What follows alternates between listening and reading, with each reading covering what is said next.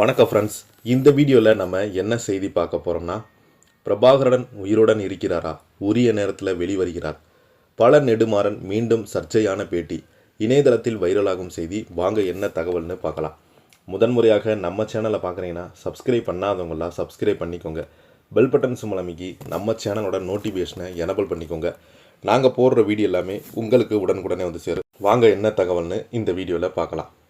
தஞ்சாவூரில் செய்தியாளர்களை சந்தித்த உலக தமிழர் பேரமைப்பின் தலைவர் பல நெடுமாறன் அவர்கள் விடுதலை புலிகள் தலைவர் பிரபாகரன் மற்றும் தமிழக அரசியல் நிலவரம் குறித்து பல முக்கியமான கருத்துக்களை பகிர்ந்துட்டு வராங்க. தஞ்சையில் முள்ளிவாய்க்கால் முற்றுமுற்றத்தில் நடைபெற்றுள்ள முக்கிய நிகழ்வு குறித்து பல நெடுமாறன் அறிவிப்பு வெளியிட்டுள்ளார்.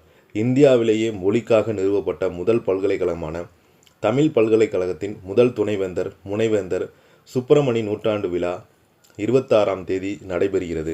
இந்த சிறப்புமிக்க விழாவில் தமிழ் உணர்வாளர்கள் மற்றும் பொதுமக்கள் அனைவருமே பெருந்திரளாக பங்கேற்ற வேண்டும் என கேட்டுக்கொண்டிருக்கிறார். தமிழின விடுதலை புலிகள் இயக்கத்தின் தலைவர் பிரபாகரன் குறித்து செய்தியாளர்கள் எழுப்பிய கேள்விக்கு பதிலளித்த பல நெடுமாறன் அவர்கள், விடுதலை புலிகள் தலைவர் பிரபாகரன் நலமுடன் உயிரோடு தான் இருக்கிறார். இதனை நான் 2009ஆம் ஆண்டிலிருந்து தொடர்ந்து சொல்லி வருகிறேன்.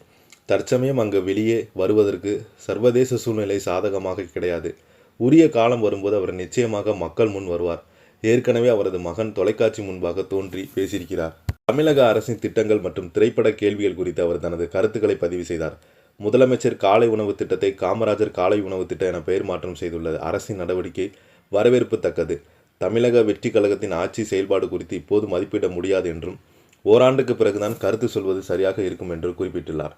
ஜனநாயகன் திரைப்படம் தொடர்பான கேள்விக்கு தான் திரைப்படங்களில் பார்ப்பதில் என்பதால் அது குறித்து கருத்து எதுவும் கூற முடியாது என புன்னகையுடன் தெரிவித்திருக்கிறாங்க. இப்போ பார்த்தீங்கன்னா இந்த செய்தி சோசியல் மீடியாவில் வைரலாகி வருகிறது. இந்த செய்தியை பற்றி நீங்கள் என்ன கீழே உள்ள கமெண்ட் பாக்ஸில் மறக்காமல் பதிவிடுங்க. இந்த வீடியோ உங்களுக்கு பிடிச்சிருந்தால் லைக் பண்ணுங்கள், ஷேர் பண்ணுங்கள். நன்றி, வணக்கம்.